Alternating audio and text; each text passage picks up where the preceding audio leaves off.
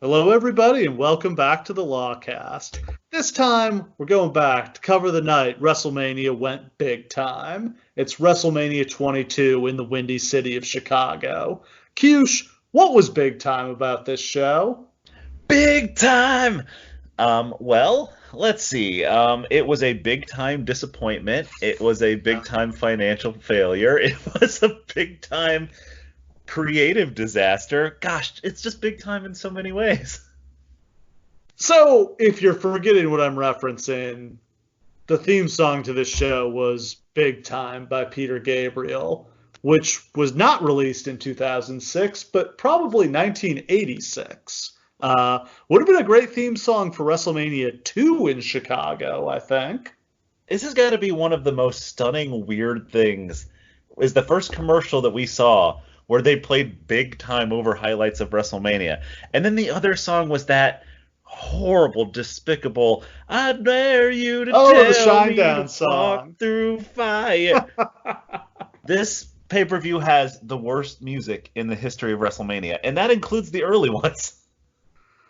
Ooh, and it really reflects the state of the company. 1 year ago out in LA, it was Hollywood dreams, and a year later, those dreams have all turned to nightmares. A year Uh, later, it's just generically big time. Everyone in this company is worse off than they were a year before. Everyone. Um, the fans have turned on John Cena as he struggles to carry Raw. Batista's hurt. Eddie Guerrero is dead. Shawn Michaels has gone from wrestling Kurt Angle in a dream match to feuding with Vince McMahon. Kurt Angle is pilled out of his mind and on his way out of the company. Rey Mysterio is getting the push of his life, but neither the fans or the office is buying it. The Undertaker is stuck wrestling Mark Henry. Everything is terrible this year. Now that we are doing some things that will eventually bring us back to something cool.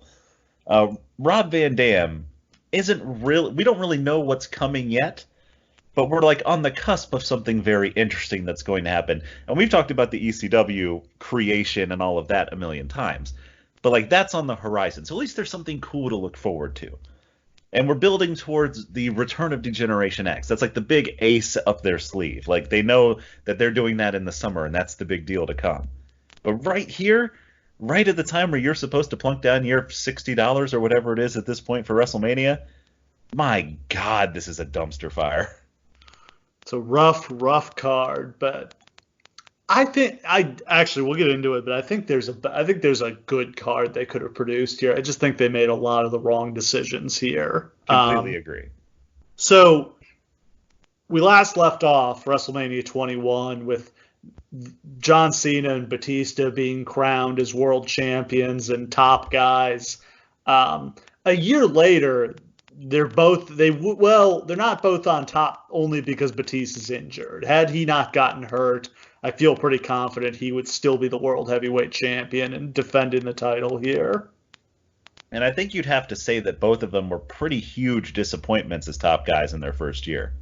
Yeah, it just, we've talked about maybe the switcheroo being a big mistake where they moved Cena to Raw and Batista to SmackDown, but yeah, the crowd, they didn't turn on Batista the way they turned on Cena, but Batista never felt as special again when he wasn't working with Triple H. It may be that he didn't have the right opponents on SmackDown, because when you think about it, his first runs against JBL, that's not great. JBL had just been beaten by Cena. He did get to work with Eddie, but unfortunately that got cut short when Eddie died, and that really left him without a lot to do. And then he got injured, and he tried to work through the injuries and ended up getting hurt worse and going on the shelf for a while.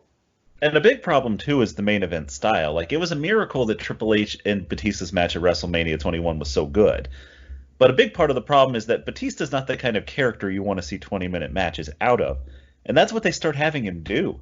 Like he's wrestling JBL in like 19-minute slugfest that would put anyone on earth to sleep. And he's wrestling the Undertaker and like they have unnaturally good chemistry, but still like those aren't the kind of matches that highlight Batista. So what's special about him gets lost very quickly. Yeah, he would eventually become a very good in-ring worker, but he wasn't there yet. speaking of, and then John Yeah. Cena on the other side. John Cena is still the WWE champion. We've covered his year 2005 extensively on a previous podcast, but he gets moved to Raw, and they put him on this stretch where he's working with guys the crowd loves, and he's not good enough to be beating them, and he just beats them all. It's Christian and Chris Jericho and Kurt Angle, and here they tee up Triple H for him. Edge is in there too in that same spot where just he's going up against the coolest guys, and he's kind of lame, and the crowd turns on him. I don't think I ever realized until I watched this show just how lame that he actually was during this period. Because it's only when you look at the Cena that we've had since then, when the actual real person John Cena kind of shines through a little bit, and like that snarky and genuinely intelligent and interesting side comes out, that you realize that this character that we're watching here is just a sad, lame puppet of what Vince McMahon thinks a cool, hip guy is. The pretend Marine where they're acting like he's in the military even though he never was. Just like, we'll get to it on this, but like his entrance here is one of the lamest things I've ever seen. A lot of people like it. We'll get to it, but like my God, what a misunderstanding of what a top babyface during this era should be. And it's only when inevitably they just let him keep going forever until he's able to finally shine himself through that we start liking him. But God, what a horrible miscalculation they're making here. So he's still the champion, but he did drop the title for a couple weeks at the very beginning of the year. After he won an Elimination Chamber match at New Year's Revolution, Edge cashed in the Money in the Bank contract and pinned him to win the title. That was an awesome moment, and it just made all the sense in the world that Edge would take him out at that time when he was most vulnerable, that he would cash in, and it established the Money in the Bank contract as something important and something that almost guaranteed that you were going to become the champion. And that's such a big moment. Like, I'm sure that maybe at some point we'll do that New Year's Revolution. I don't know that we will ever get so desperate for shows that we start doing New Year's Revolution. God, I hope not. But just that moment where, like, Vince comes out and you're like, what the fuck is he doing here? And he, like, announces that it's Edge and he's cashing in. And Cena's so beat up and sad. And then Edge comes in and spears him. And I think Cena kicks out and he has to spear him again, right? Yeah, Cena kicked out of the first one. And just that moment where he pins Cena and the crowd explodes. Yeah. Edge had a brief but pretty awesome title run. Like, he's literally the champion for like 3 weeks, but he produces a classic moment like every single one of those 3 weeks. The live sex celebration. Yeah, I mean, whether that's just because they were coming out of, I think it was a mix of they're coming out of Christmas, they're coming to the Rumble, but also I think there was some interest from people who had tuned out because of Cena, who now wanted to see Edge as the champion. So they do the live sex celebration the first week with him and Lita saying they're going to have sex in the middle of the ring on Raw, and then the ladder match against Ric Flair on Raw, which, holy shit, Ric Flair in a ladder match, and it turns out to be absolutely awesome. One of the best ladder matches ever, as far as I'm concerned. Yeah, just an absolute classic. At that point, I continue to be an advocate of, I think Edge should have kept the belt until WrestleMania. I think it would have been good both for him and for Cena to have to chase him. And that's such a hotter main event here. Like, the most important thing about that is that at the moment that happens, Edge is the only really hot thing in this company. There isn't a lot of heat on anybody. There's not a lot of, like, mainstream interest in anybody. When the ratings immediately go up upon him winning the title and stay up the whole time he has it, you would generally think that that's a sign that you should maybe hold on to this. But behind the scenes, Triple H is so agitating to be the one who puts over Cena at WrestleMania. Yeah. Credit to him that he wants to put Cena over, but I don't think he needed to jump into the main event here. Yeah. We're coming off 2 consecutive years where Triple H has put over the new guy. And I'm sure that, I don't know if he just wanted to make that a tradition or what, but this wasn't the right decision here. John Cena versus Edge would be something that we still talk about today. Instead, yeah. Yeah, well, that's the road not taken because Cena wins back the title at the Royal Rumble, which I think is a watershed moment for the fans are never going to give him a chance. Like, Yep. it was a slap in the face to the fans who didn't like him to have him win the belt back so soon. And we mentioned that the guys he'd been facing were like way cooler than him, and that was a problem. Well, Edge Edge was is the so much coolest. cooler than him. Yeah. Edge is the coolest character we've maybe ever seen. Like this rated R superstar gimmick is like literally lightning in a bottle, and they just don't see it yet. So instead of Edge, it's Triple H who's the challenger. Triple H wins a number one contenders tournament to get the title shot. There's not that much to the feud. It's kind of just like they play up some class conflict that like Triple H is the rich snob and Cena's from the streets. But it's mostly just like Triple H saying that Cena can't wrestle and that he's a real wrestler and that he'll beat him at WrestleMania. In wrestling school, pretty much all the wrestling schools that I'm aware of, one of the very first things that they teach you about cutting promos is, and stop me if you've heard this one before, you don't bury your opponent in a promo because then if you beat him, all you've done is beaten a piece of shit. Triple H in every promo coming into this literally is just outright stating, John Cena sucks in the ring, John Cena can't lace my boots, I'm going to beat John Cena in 5 minutes, I'm done. Like, and casually. There's no heat to this. Triple H isn't like getting mad at John Cena. Triple H isn't getting worked up with John Cena. At least when they did this basically exact same storyline with Booker T, Triple H was mad and like Booker T got to him at some point. In this one, literally Triple H buries John Cena for 4 weeks and John Cena just takes it and is just like, well, I respect your opinion, but I'll show you all at WrestleMania. God, Cena was so lame here. Yes, there was a meme that went around for a long time that I don't even remember what it was. The only part of it that I remember is I respect them babies. And I don't even remember where it comes from, but I still use it in my everyday life. To just reference like an absolute douche who has no balls whatsoever. So this match was really the first time WWE was willing to actually acknowledge that Cena was being booed. That's a positive in that at least they're acknowledging what's happening in front of them instead of pretending like it's not happening. Right. But also they're just accepting that this is like the way things are going to be. And within a few months, they're deliberately putting Cena in situations where they know he's going to be booed, like against Rob Van Dam at One Night Stand or against Edge up in Toronto. And that ends up being the formula they find that works for him, is basically having him be the de facto heel in a bunch of matches. John Cena becomes like a scientific petri dish where Vince McMahon, for the first time, like disassembles his fan base and realizes that he can appeal to two different aspects of it at the same time. And he's just like, huh, so when we do this with Cena, all the women and children are happy, but all of these like 20 to 30-year-old men are very upset. But they tune in because they're so upset. He's the top babyface to these people and the top heel to these people. What if we just do both? And it's varying degrees of successful, and it's absolutely deranged that Vince McMahon decides to actually run with that.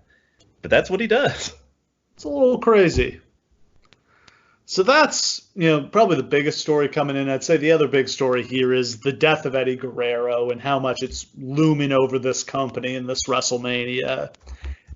It just feels like a lot of the malaise that this company is in, you can attribute to the hangover from Eddie dying.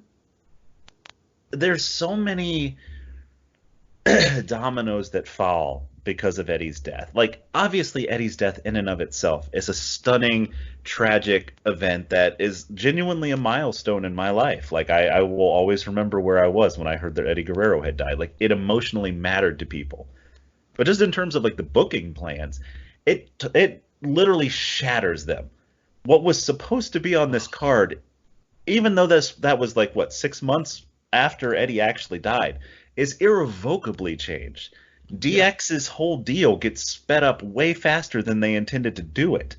All of these matches, Ray's push, everything, totally different. Yeah.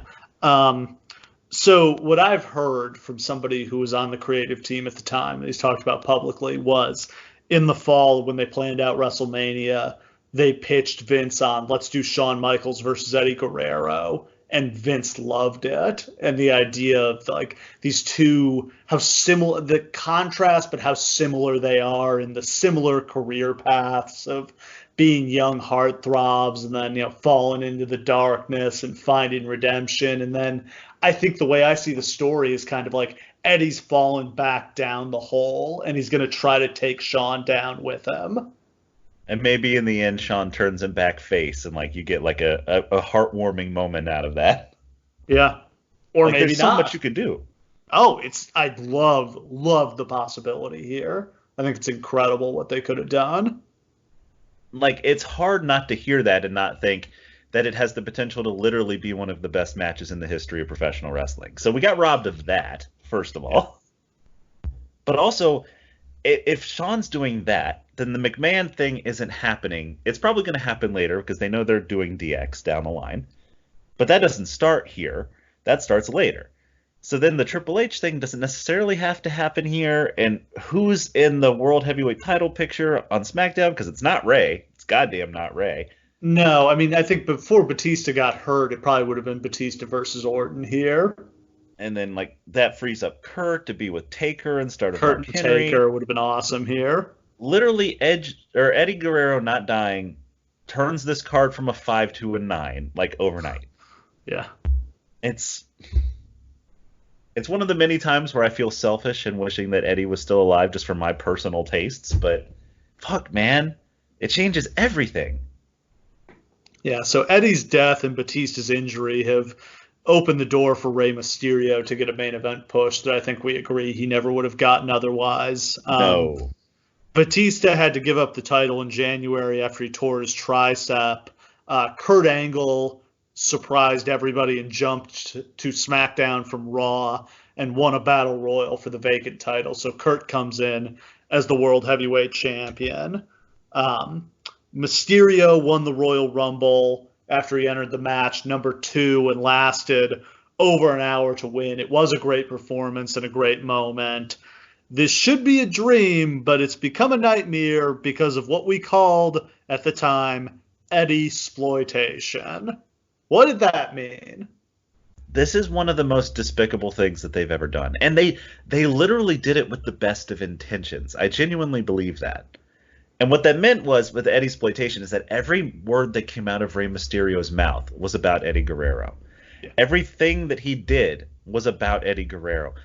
Every time somebody would feud with him or say anything mean to him, he'd be like, well, I invoke the spirit of my best friend Eddie Guerrero from beyond the grave, and I'll fight you, because Eddie would want me to. It's despicable. Yeah.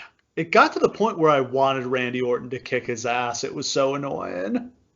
And then came the segment that literally, of all the things that Randy Orton has done, from shitting in bags to going AWOL in the military to all of the Bray Wyatt match, all the horrible things that he's been a part of in his life, I think this is the one that will be remembered the most after he's gone.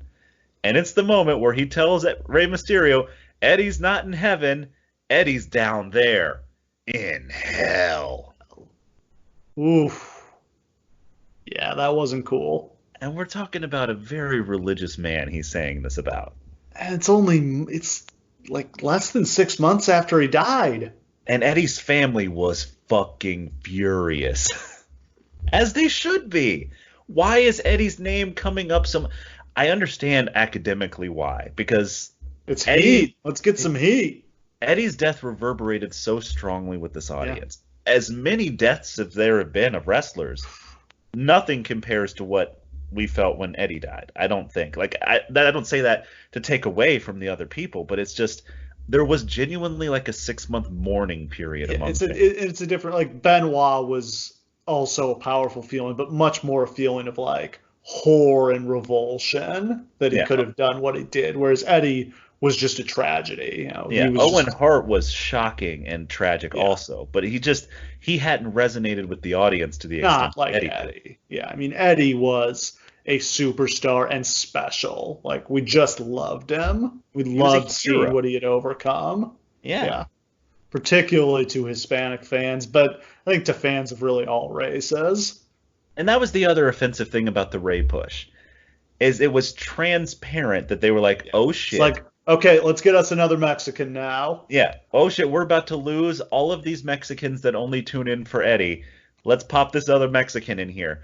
And they did that without understanding one fundamental thing, and that's that a lot of Hispanic people, especially Mexicans in particular, have never embraced Rey Mysterio in that way.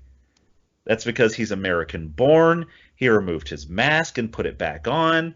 Like he's never been as truly entrenched in the lucha libre scene He's as not many Eddie other Mexicans. Guerrero. Yeah, Nobody is. Eddie but even Guerrero was a so, one of a kind talent. like treating Rey Mysterio like Yeah. Mr. Mexico is a Yeah, I slap do in the think face that to a there lot of are people. some issues with Ray. I mean, Yeah, yeah, I mean, I wonder about the taking the mask off and putting it back on has always been an interesting thing to me, and I don't know. Yeah, WCW still did have a pretty big audience when he took the mask off. Now that I think about it, that was before things really tanked. yeah, and Lucha Libre was still doing very well financially at the time. Like it was a Yeah, big deal. And then when he put it back on, and he put it back on to go to WWE. So he had started working Mexican shows right around that time, and he stopped to defect to basically he let white people put his mask back on and usurp his gimmick. Like that's not what you do. And so again, like that's a whole other bag of worms that like I'm not Hispanic in any way. Probably shouldn't even be talking about it. But like that's definitely a point of effect for this. So Orton goaded Mysterio into putting his WrestleMania title shot on the line at No Way Out, and he beat him in the match. And then Mysterio got a spot in the main event because Teddy Long just came out and said that he could have it. So he just got it out of charity rather than having to earn it, which was another dumb thing. Like, What the why fuck not is just that? have him beat Orton in a match to earn it? Like, have him do something to earn it. Have him beat Kurt. Have him like do something. Have Kurt be like, "I'll give you a shot against me. You beat me, you're in the match." Yeah. Something. So Like it's a I triple threat honestly match. I honestly feel like they should have just done Angle versus Orton because Angle's more over at this show than Ray is. Yeah, I mean, that's actually one mistake they run into here is just like Kurt is so awesome at this point that the crowd is going to cheer him against anybody, but especially with how lame Ray has been on the way into this. Yep. So triple threat, Angle versus Orton versus Mysterio. Angle retained the title at No Way Out in an absolute classic match against The Undertaker. Like one of my absolute favorite matches. If that match had taken place on WrestleMania, Oh my God, can you imagine? it may be considered one of the best matches of all time. But because it was on a random No Way Out, no one really remembers it. So, but yeah, if we had done Kurt versus Undertaker here and they had had that match, and like regardless of whether Kurt had beaten him or not, because that really could have gone either way. Yeah, absolutely. Um, so yeah, I mean that's what's going on. This company's in rough shape as far as like some of the other major developments. Um, they've switched TV networks. They've left TNN. They're back on USA. Good move for the company. USA was always their more natural partner, and they've expanded the TV deal to include the return of Saturday Night's Main Event. The first Saturday Night's Main Event back was in the build up to this show in February or early March. It was something I was really excited for that just didn't really pan out. Turned out they never drew the audience they were hoping to. Yeah, it was unfortunate, but I remember how interesting it was at the time. Like it was kind of exciting. Oh, Didn't the super exciting. Yeah, didn't the first one have like Cena versus Edge or something like that? No, the first one, Cena and Edge wrestled on one in the summer. It was Cena and Triple H against Kurt and Orton and Mysterio, and then Oh, Shawn versus Shane McMahon. which isn't really, I don't know. Yeah. That's not really all that special. Yeah, I think they were actually only like two matches on like it was like two matches on like the 90-minute show was a little thin. There was a lot of talking segments on that show. Yeah, because they were like, okay, we got to get everybody on the card over because nobody knows who any of these people are. I guess the other big thing is Joey Styles has replaced Jim Ross as the play-by-play man. Ross had health issues back in the fall, so he had to be taken off TV. They hired Styles as his replacement, but then they brought Ross back to call Saturday night's main event and then to call this WrestleMania. Like, tough break for Joey, but I think it's fair to say, like, Vince just was not into him, did not like his, pardon the pun, style. Which is such a shame because Joey brought his fucking A game here. Great. Joey came out of retirement to do this. Joey Styles he was did like not selling advertising in like Ithaca, New York or something like that. He had no intention to ever be an announcer for anyone ever again. And WWE called and offered him his dream job, and he was like, okay, I'm going to do this. If I'm going to do it, I'm going to do it right. And he literally comes in like so well prepared. He knows everything about all the talent. He is locked into the storylines. He's trying to call matches the way Vince wants the matches called. Like, he's literally trying to incorporate his style. It's a lot like JR in the early 90s, actually, where he's like trying so badly to merge the two styles, and Vince hates it. He's just like, no, it's not how it's done. Yeah. I mean, yeah, it's just this saga of Vince McMahon is not happy with any play-by-play guy except Michael Cole. Because Michael Cole is exactly like Vince McMahon when Vince McMahon called the shows. There's no Hulk Hogan on this show. He did a couple matches the previous year. He teamed up with Shawn Michaels, and then Shawn turned on him, and they wrestled at SummerSlam. He made an appearance on the Raw Homecoming special, the first one back on USA, and he teased a match against Steve Austin, but obviously nothing came of that. I think that was just him going into business for himself.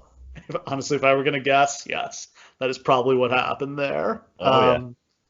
I've heard a wacky rumor that Ricky Steamboat wanted to wrestle Ric Flair here, which seems insane. Yeah. I mean, it makes sense in that Ricky Steamboat was obviously ready to go. I mean, yeah, he was just waiting for the call, and he wouldn't get it until WrestleMania 25. And then when he did, he fucking steals the show. Yeah, that was the thing. Turns out, he can still totally wrestle, and he's completely healthy and in fantastic shape. I can't wait until we get to that. Just like, I still very vividly remember the stunned silence in the room when Ricky Steamboat just fucking turned back the clock. Yeah, because he's teaming with Piper and Snuka, and they're both corpses. Like, and then he tags in, and he's like just straight out of 1985. Fucking arm drags crossbodies off the top. Yeah.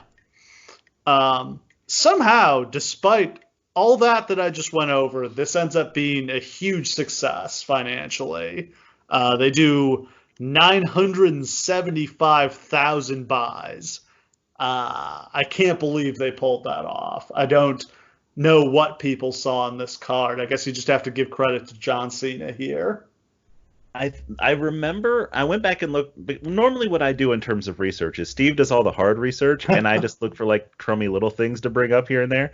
So I went back and I looked at some wrestling forums from around this time to see what people were talking about. And people were absolutely sure Triple H was going to win this match. I mean, like, lock it in, bet your house on it, sure. Just because Triple H never does jobs? It was partially that, but partially, like, people were like, John Cena's getting booed. They must see that this isn't working. Like, so that's why they were, like, huge pops for Triple H. Everyone thought Triple H was going to win, turn babyface, and we were going to go from there. Like, It was unanimous. So that probably contributed to this a little bit, is people being like, all right, well, Cena's going to lose. Here it is. This is the moment. So I don't have a problem with Cena winning here, but I think this would have been a perfect opportunity to do a double turn, to have Cena turn heel and Triple H turn face, since Triple H is about to turn face in the coming weeks anyway. This is the first time in wrestling history they do a 3/4 turn, where the heel turns face, and the fans hate the other babyface, but he doesn't turn. It's just like everything's ready for the double turn, but they just don't quite do it. Oh, yeah, they were just committed to John Cena as a top babyface, and it pretty much worked out for them. But it would have been really interesting to see what would have happened if he'd gone heel. I think he would have been an incredible heel as like the corporate hack champion here. Yes. Like the way that everyone saw him as. Like that Yes, would have been exactly. amazing. Yeah, Just like like he's Vince's boy and he's the company's guy, so why not make that the storyline? this untalented stooge who can't get it done on his own. Yeah, I think that would have been lightning in a bottle. And having a reformed DX to feud with him and both Triple H and Shawn chasing the title would have been amazing. He put Yeah. and team him up with Randy Orton. What a couple douchebags to be your top heel tag team. The two boys who were handed everything. Yeah, I love that idea. Also, those two are best friends in real life and probably would have loved that. Yeah. Oh, okay. So to get into the show, it's Sunday, April 2nd, 2006. We're at the Allstate Arena in Chicago, Illinois. Sold out crowd of over 17,000 in attendance, a $2.5 million gate. What do you think made him go with Chicago here? Well, does it feel like a big show to you? No, not really. It doesn't really to me either.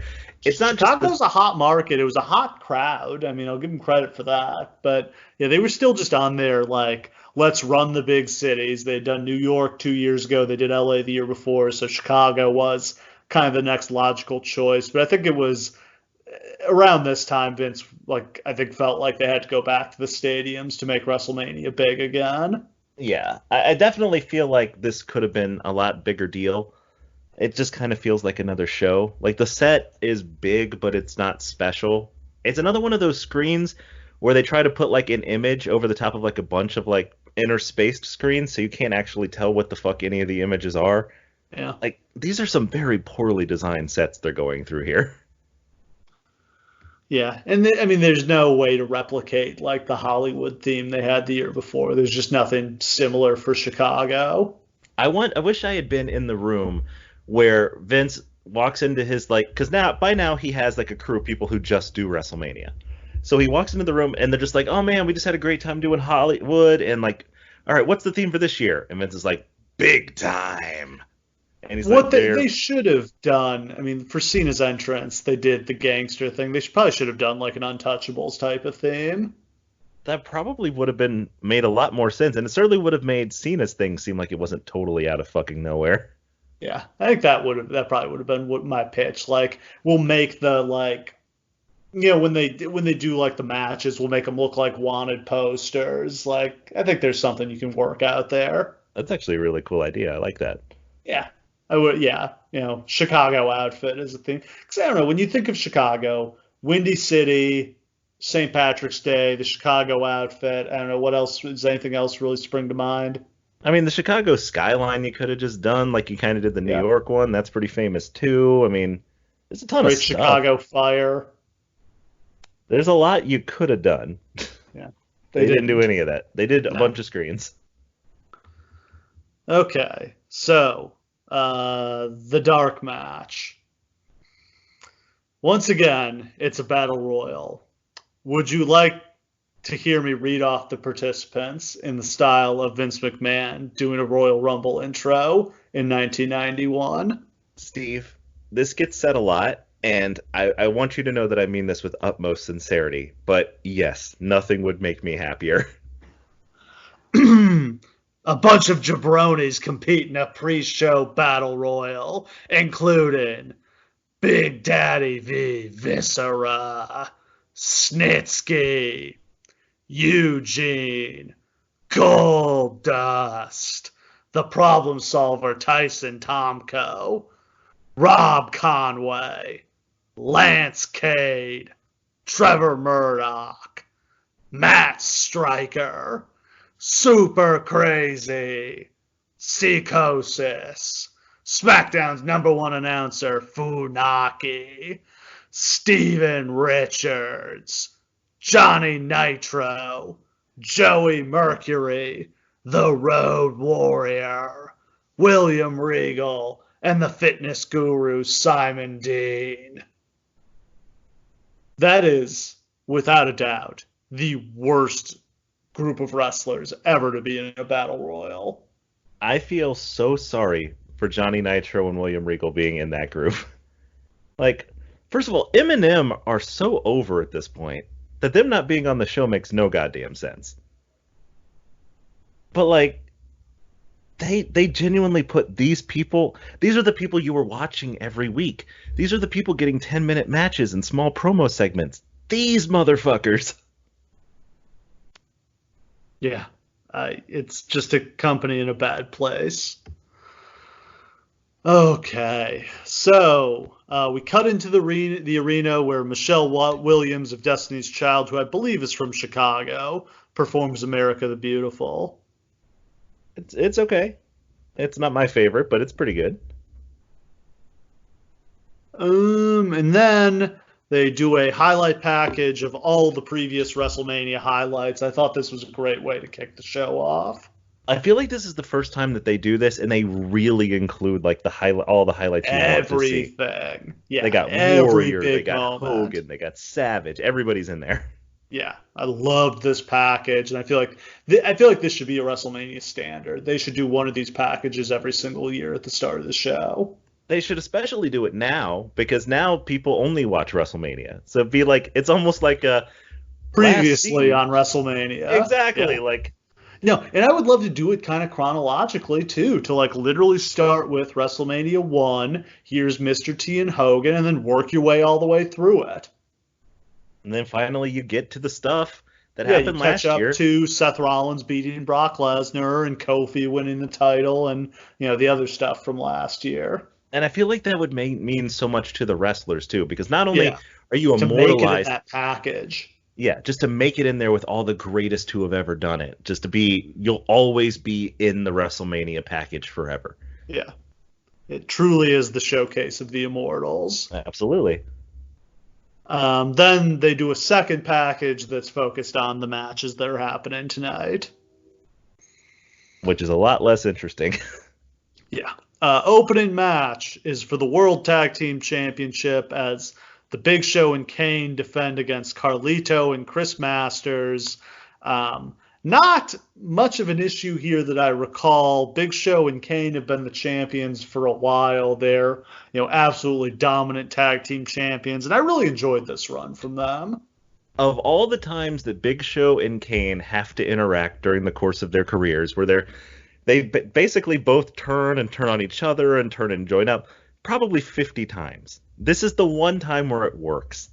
They're both baby faces. They're both like, it's actually fun and they're funny and like they're absolutely dominant, but there's no real tag division for them to compete with. So you don't really mind that they're just squashing the shit out of people all the time. And I vividly remember the one segment that they had, which was one of my favorite segments in WWE history. The one where they're feuding with Carlito and Chris Masters, and Carlito and Chris Masters like trap Kane in a supply closet, and Big Show is like hammering on the door. He's like, "I'm gonna get you out, buddy. I'm gonna get you out." He's literally trying to kick the wall down, and Kane just like walks up behind him like, "Oh, there was another door back there," and like that's the kind of understated comedy you just didn't get. It was so good. Yes. And Carlito and Masters are like, I don't know, they are thrown together here. They don't get along and betray each other every chance they get. It's kind of a good idea, I guess. I mean, they're two up-and-comers who have nothing really to do, so you might as well throw them together. It makes enough sense. Has the Master Lock been broken at this point? I think Ooh, good question. Because I don't think Lashley breaks it till he comes to Raw. Yeah, that's right. I don't think Lashley breaks it until like the year after this, on the way into the billionaire match. So yeah, I think the Master Lock is still running strong here. Yeah, so Master still has his heat. It's after that happens that he's just gets thrown in the garbage bin.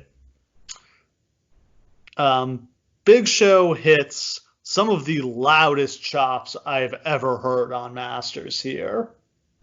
This is lazy Big Show, where he's just like, I'm only going to do 3 spots in a match, but one of them is, I'm going to chop you so hard they're going to hear it in the balcony. Shushes the crowd and then hits this huge chop. And, like, there are a lot of moves in wrestling history that I would be hesitant to take. A lot of the neck drops, anything off the top rope. One of these chops with his fucking frying pan of a hand, you couldn't pay me enough. Yeah, fuck that.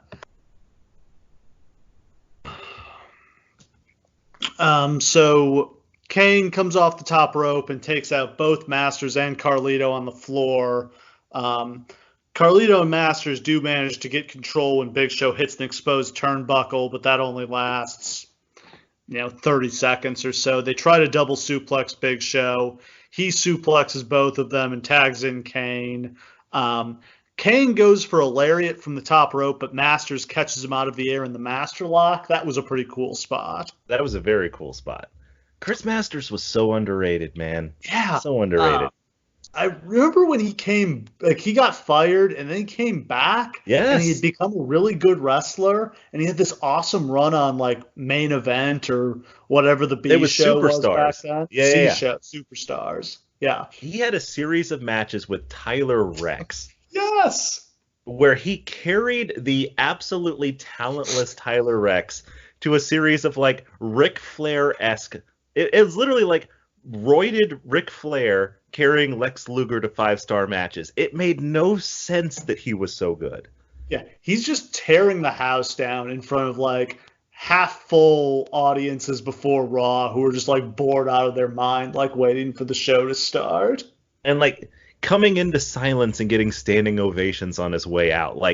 What you would think would be exactly what they ask wrestlers to do is go away, come back with new skills, and then once you prove yourself, boom, you're good to go. But instead, they just don't use him for anything.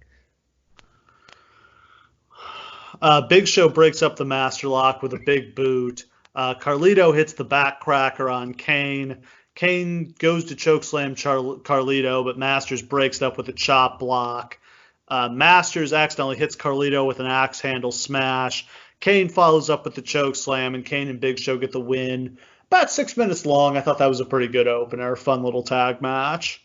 Yeah, I mean, you can't overstate how, kind of over Big Show and Kane are, how fun they are.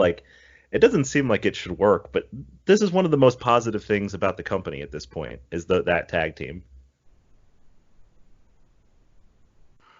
Yeah, exactly.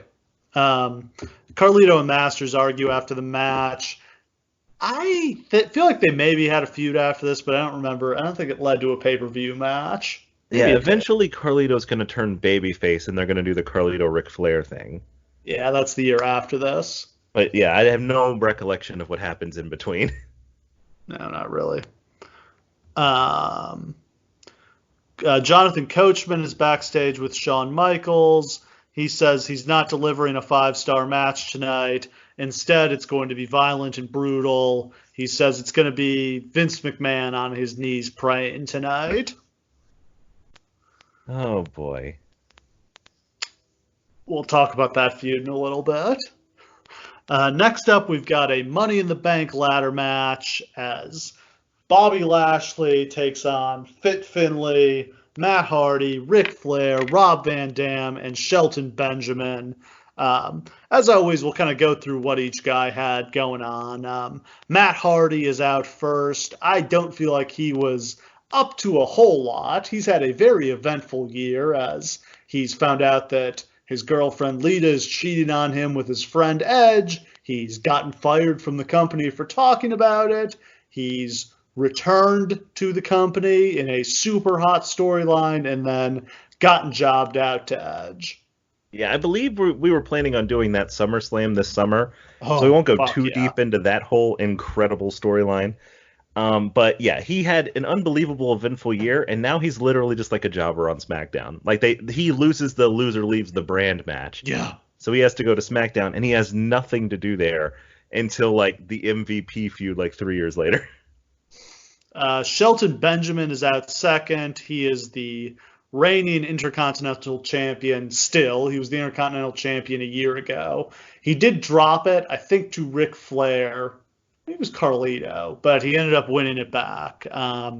He's turned heel and had his mother, Mama Benjamin, managing him in their attempt to get some personality out of him. Let me put you in the shoes of a WWE writer, or perhaps Vince himself. We gotta get some personality out of this Shelton kid. What's an annoying thing about black people? Oh my God. Loud black women. That's the one. Oh my, Yeah. guys. It was not good. They bring in an actress who has no idea about anything to do with wrestling. She only cuts backstage segments because she can't talk in front of people. This is a disaster. It does not help Shelton any more Never than really wearing recovers shirts from help it. him. But like, Yeah. he doesn't even need to recover. He has no momentum for like 3 years here. He's just the No. Intercontinental Champion for like 3 years straight. Yeah. Yeah, so we're 2 years removed at this point from him beating Triple H in that match on Raw. He's, just dead in the water at this point. He comes out to silence here. Yeah. He seemed like he could have been the new Sting. Instead, no. Finlay is out third. He has just returned to the ring in December after several years as an agent. He ends up having a great late career run here. Really shook up the roster, wrestled a totally different style from anybody else, brought along some young guys like Lashley. I thought he was a great addition to the roster. Fit Finlay is one of the great unsung heroes in wrestling history. Yeah. I mean, he basically was European wrestling for like a solid 10 years. And then he became an agent in WWE and basically was responsible for training all of the women and making the women's revolution happen. And here he convinces them to let him get back in the ring and is running circles around everyone at the age of like 55. It makes no fucking sense. He just did such cool stuff. The stuff with the ring, the spots he would come up with the ring apron every single week were just brilliant. And it's like this old school heel European like catch wrestling stuff. Yeah, nobody worked that way. It's awesome. He saves Bobby Lashley's career. Bobby Lashley is not in the wrestling business if it's not for Finlay. That's not even a question. And it's so funny that a 55-year-old man is in this ladder match, and you're not even worried for him at all. Rob Van Dam is out next. He gets a really big pop. He returned, I believe, at the Royal Rumble after missing about a year with a knee injury, and he is coming in hot. I think he was definitely the odds-on favorite to win here. Everybody was looking at that ECW pay-per-view and him cashing in the contract there against Cena. Yeah, I don't think anybody genuinely thought there was a chance anyone else was going to win here. Lashley is out next. He gets a little bit of a pop. He debuted back in the fall. Just kind of threw him on TV long before he was ready. And as you mentioned, Fit Finlay really bailed him out. And at this point, he hasn't gone to ECW yet, has he? No. There is no ECW, so no, obviously ECW hasn't started yet. But I think we've already come off like his run against Booker T. No, that happens after this. Damn, so he hasn't done anything. No, he came in. He was on Team SmackDown at Survivor Series, and then they put him in the feud with Finlay. Like I think he did a little program with Simon Dean, and then put him in the program with Finlay because they needed somebody to teach him how to work on national TV. Okay, well, putting that in context, it is irresponsible to put him in this match. He has no idea basically how to work a match, much less a ladder match. He's obviously never been in a ladder match. He's never fucking been on a ladder in his life.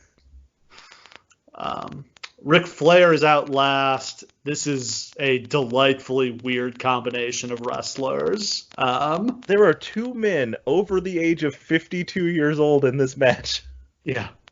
Yes, there are. And at one point they teased that Animal was going to be in it. He actually qualified at one point, and then I don't remember. I think he did a rematch, and Hardy beat him to get the spot. Fucking Road Warrior Animal. Yeah, that would have been horrible. Flair has been the Intercontinental Champion. He had the feud with Triple H. He's definitely starting to wind down here, but he's had a strong year when you think about it. He's reached this kind of fuck it period of his career where he's just like, ladder match, fuck it, let's go. I'll go through 8 tables, whatever. Barbed wire match against Big Show, hardcore match against Mick Foley. Let's do it. Whatever you want me to do. I am almost to retirement. I do not give a fuck anymore. Garbage death match against Triple H. Let's go. And he's killing it at all of these matches he never, ever would have done in his whole career before this. This is fun because it's like he's got his mojo back after he had so, like, fallen apart psychologically in the early 2000s. Like, he's got it now. The irony that he becomes hardcore legend Ric Flair is just so delightful to me. The first big spot is an incredible one from Benjamin, where there's a ladder like laying across the top rope, and he runs across it and then springboards off it for a plancha. That is like on par with running up the ladder that he did the year before this. Guys, let me paint you a word picture about this because it doesn't make any sense. As Steve said, the ladder is perched on the top rope. Only about like the top rung is actually like the top rung is literally on the top rope, and then there's the little bit to the top, to the actual top, like extending out past that. Shelton Benjamin runs up the rungs at this 45-degree angle, stops, forces himself down on the top, on the rope with the rung on it, manages to balance himself in such a way that he does a forward flip like 10 feet through the air, and the ladder doesn't move. He doesn't fall. The ladder doesn't displace itself and go flying into the crowd. Nothing bad happens. It's perfect. Yeah. Can't imagine anyone else doing that. Flair climbs the ladder. Hardy cuts him off and superplexes him off the ladder. My God, Ric Flair is 57 years old and broke his back in a plane crash 30 years before this, and he's taking that bump. Just crazy. Let nobody tell you that you can't do what you want in life. Yeah. Just look. If you want to get thrown off a ladder when you're nearly 60, you can. It's just so funny to me that of all of his contemporaries that retired early, of all of his contemporaries that like the Steamboats and the Perfects who are like, no, I got to retire and take that Lloyd's London check. I can't do this anymore. Like, Ric Flair just kept doing it. For love of the game. Still doing it. Yeah, just amazing. So he's taken to the back by the EMTs. Van Dam goes for Rolling Thunder on a ladder, but Shelton rolls out of the way. Lashley climbs. Shelton cuts him off. He tries a sunset flip power bomb. He can't get Lashley off, but then Hardy and Finlay team up to power bomb Lashley. At this point, Flair limps back down the ramp to the ring. He was only gone for like 2 minutes. Yep. Flair climbs the ladder. Finlay hits him with the shillelagh to get him down. Finlay and Shelton fight on the ladder. Lashley knocks it over. Lashley hits the Dominator on Shelton and climbs the ladder. Van Dam gets a chair and uses it to missile drop kick Lashley off the ladder. Hardy hits a leg drop off the ladder on Lashley. Hardy climbs the ladder. Finlay cuts him off. Hardy hits the side effect off the ladder. Then RVD climbs up the ladder, gets to the very tippy top of it, and does a 5-star frog splash off the ladder onto Finlay. Holy shit. Fucking awesome. Yeah. And nobody but Finlay would have agreed to take that shit. Oh, that looks... I mean, Van Dam is not a small guy. Van Dam is thick. And he just lays that shit in, too. Van Dam is not concerned with your well-being. No. RVD goes to climb the ladder. Shelton does the Spider-Man move where he springboards from the top rope and like jumps to the ladder in the middle of the ring. It's incredible, but unfortunately they shoot it too tight and you can't really see what he did. Yeah, I have no idea, really. Hardy sets up a second ladder and him and Shelton fight on it. Van Dam knocks that ladder over and grabs the briefcase to win. A good match. I didn't like it as much as the one the previous year, but I thought it was a worthwhile sequel. Yeah, there will be a lot of much better ones to come, and there was a much better one the year before, but it was fine. Knowing that Van Dam was going to win took something from it, but ultimately it's what we all wanted, so it's not that big a deal. I don't think you could you really envision anybody else in this match winning it? I mean, they tried to make it seem like Shelton was going to, and that then they had that match later for the Intercontinental title and the briefcase, but nobody buys it. No. Josh Matthews is backstage with Gene Okerlund, who the night before became the first announcer to be inducted into the Hall of Fame. They're interrupted by Randy Orton, who complains about an announcer not deserving to be in the Hall of Fame. Then Batista interrupts Orton and says that whoever wins tonight is just holding the title until he gets back, and that he'll be the champion again for WrestleMania 23. And he's right. And he will be right, yes. Wouldn't it make the most sense for Orton to win this match so that Batista and Orton can wrestle? Because that never really happens. But yeah, they don't. I mean, they really never get a match against each other on a big stage. That's so weird. Yeah, just never works out. Yeah.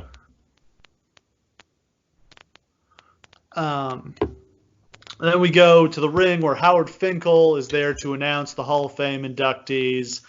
He starts by saying that Bret Hart was not comfortable participating in the ceremony, which was a big disappointment for me. I was really excited to see Bret back in the ring, back in front of the crowd, but he was still recovering from his stroke, and I think didn't feel like he was ready to be in that situation. Which is understandable, and at least things have warmed to the extent where it was considered at least. Yeah, the fact that he's back to do this Hall of Fame induction was great. Pretty amazing, yeah. After Montreal and Owen's death, you wondered if you'd ever see him in WWE again. So it was, great to have him back here. He gave a really great speech the night before at the Hall of Fame where he was inducted by Steve Austin. The rest of the inductees, Gene Okerlund, who was inducted by Hulk Hogan, Sherry Martel, who was inducted by Ted DiBiase, Tony Atlas, who was inducted by Special Delivery Jones, Vern Gagne, who was inducted by his son Greg, Refrigerator Perry, who was inducted by John Cena. That was a fun one. The Blackjacks, inducted by Bobby Heenan, and Eddie Guerrero, inducted by Chris Benoit, Rey Mysterio, and Chavo Guerrero. He's, of course, passed away, so he's represented by Chavo and Vicky here. It's so interesting to me. When Vicky comes out onto the stage, when they're announcing all the Hall of Fame members, and she gets just literally the pop of the night. And then all the other Hall of Famers come over and give her a hug, and it's a really nice moment. Not only is it a super nice moment, but you can almost see the seeds being planted backstage as Vince crowd really seems to love Vicky, eh? God. Yeah. Let's make her a heel.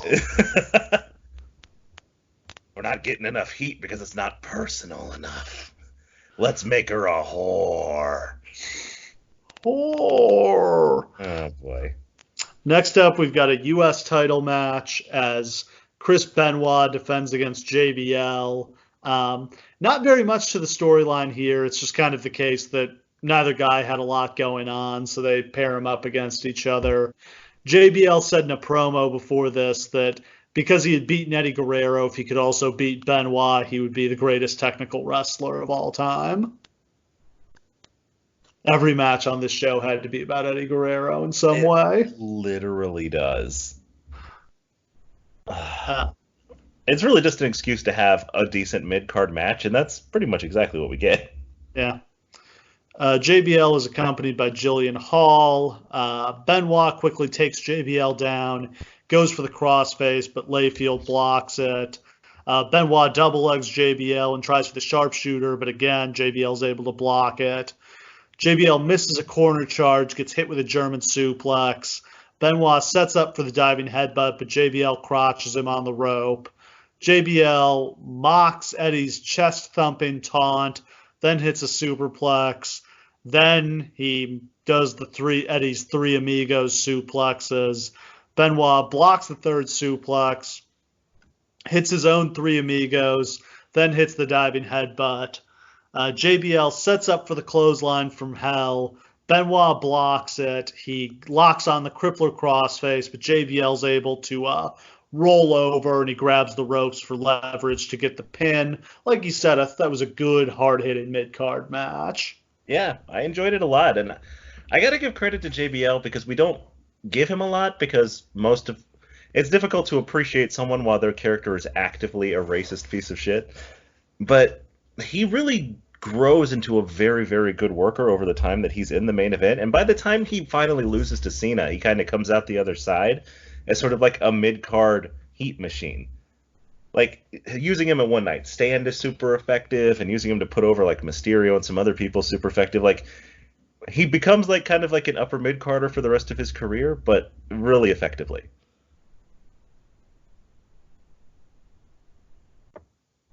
Yeah. Next up, we get a video package for Edge versus Mick Foley, and it's time for those guys to face off in a hardcore match. This one came about when Foley was made the special guest referee of the Edge Cena rematch on Raw after the Royal Rumble. He prevented Lita from interfering, and Edge blamed him for costing him the title. I don't think there's any question that this was a case of Foley like calling up Vince and saying he wanted to put Edge over. Which is super awesome. I mean, that's very nice of him. This is probably the last time he comes up with an idea for any kind of wrestling storyline that it works. Yeah, every single other idea he will ever have for the rest of his career is trash garbage. Edge mocked Foley on the way in by pointing out he had never had a memorable WrestleMania moment. He had won a couple matches at WrestleMania, but never anything significant.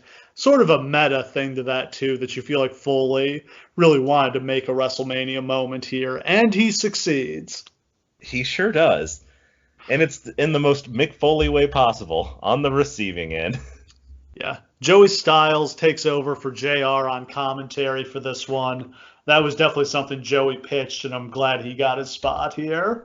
And not surprisingly, this is the best called match on the whole show. Yep. Like, he's running laps around JR at this point. I mean, look, I love JR, but man, Joey was awesome by this point. Like, in such a breath of fresh air for a show that really needed a different voice by this point. Like, he just feels like he could have been the voice of this era. And instead, he's just only used when they feel like it. Yeah. He never outgrows the stigma to Vince. Edge is out first with Lita. He's wearing, like, pants and a vest. He's got a baseball bat in his hands. Foley is out second. He notably has his flannel shirt buttoned up, which is unusual. Foley gets the baseball bat away from Edge and bulldogs him on it. He puts Edge in the Tree of Woe and hits him with an elbow drop. Edge comes back with a big kick. Lita gives him a cookie sheet. He hits Foley with it. Edge spears Foley, but he goes down holding his shoulder. Foley opens up his shirt to reveal that he's wrapped himself in barbed wire like Clint Eastwood. This could have been a lot better. They kind of botched the execution because it takes him forever to get his shirt off. And he's not wearing like that much barbed wire around himself. Like, that could have been a cooler image. It was a very good idea. I feel like that would still hurt him a lot, too. Yeah, but the idea is that nothing hurts him. He's Cactus Jack now. Foley goes and gets the barbed wire bat. Edge's arm is bleeding, so I think they were probably using real barbed wire unless he bladed his arm. Is that something guys do? I know that people have done it before. It actually was kind of a New Jack staple, but I think he's actually using real barbed wire. Because you can see it sticking to their clothes later. Yeah. Lita jumps on Foley's back, so he does the Cactus Jack clothesline over the top, sending all three of them out to the floor. Lita took a bad bump on her neck there. Yeah, that was brutal. That was not a good idea. She's had neck surgery at this point and is pretty much done wrestling because of it. Can I take a moment at this point also to point out that this is maybe the biggest disparity in attractiveness between one side and another side in the history of a wrestling match? Oh, yeah. I wanted to point out how awesome Lita has been as a heel in the year leading up to this. That's the stunning thing, is that this whole thing with her and Edge and Matt comes out. She does not want it to come out. She's put in this impossible situation, and she comes out of it as she just goes for it as a heel, which is something she's never done since her ECW days, and she kills it to an unbelievable extent. Like, to the point where she's arguably one of the greatest heel managers of this era, if not ever. Whew. Edge hip tosses Foley into the steps, which is just absolutely brutal. That's a terrible idea. God. And, like, you get the sense that Mick thought that every match that he wrestled during this era was going to be the last one, so he's like, who gives a shit? Let's just do it. Edge sets up a table on the floor. He puts Foley on it, but Foley gets off. Edge slams him on the ramp. They go back to the ring. Foley sets Edge up for the concerto, but Lita distracts him. Edge catches him with a DDT on a cookie sheet. Edge hits Foley with the barbed wire bat and Foley blades. Edge pours the thumbtacks out, but he gets back suplexed on them. God, I hate thumbtacks. Like, it squicks me out to think about falling on them. And unfortunately, this doesn't have the same effect as it has before, because the ultimate spot like this is the one Orton took. Because that was the first time we had ever seen anybody, like, bare back into thumbtacks. Yeah. So it kind of reduces it a little bit to see somebody else do it, like, a year later.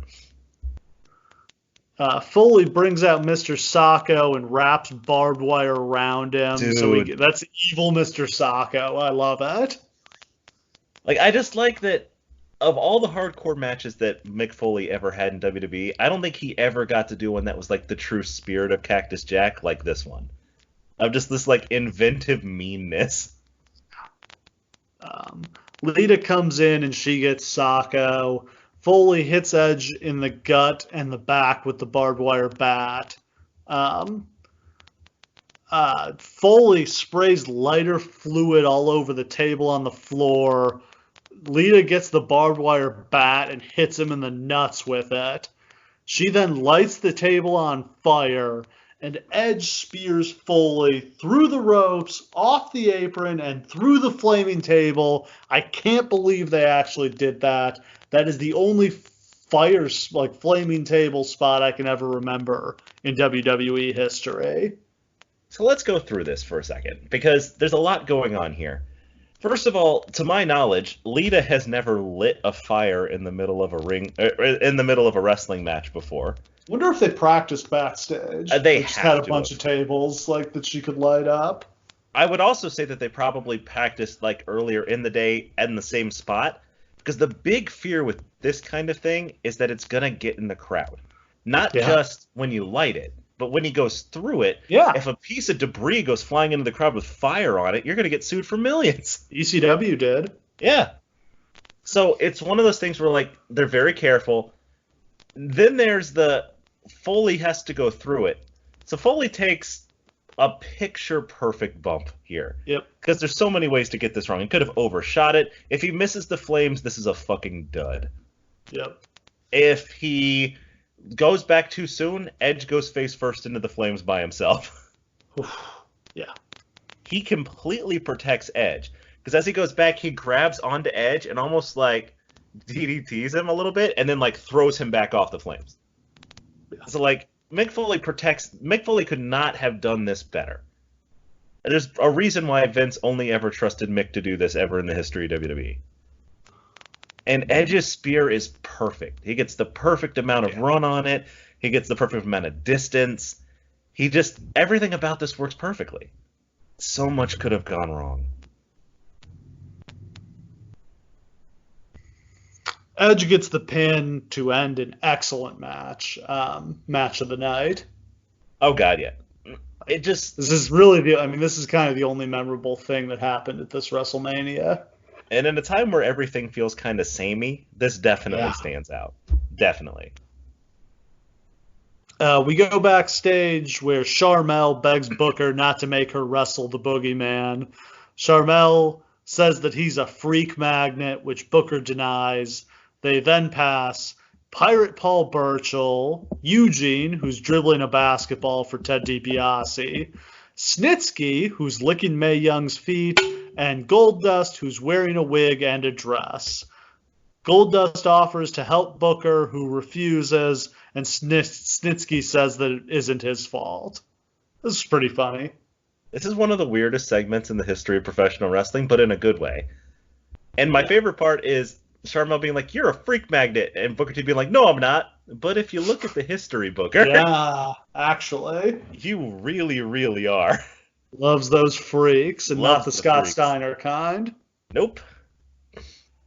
Todd Grisham interviews the winners of the Snickers WrestleMania sweepstakes, who won a trip to Chicago, tickets to the show, and as many Snickers as they could eat. Adorably, it's like two middle-aged women. Yeah. That's the best part. And they're just like, "How many Snickers did you eat?" And one of the ladies is like, "2." They really made their money back on that promotion.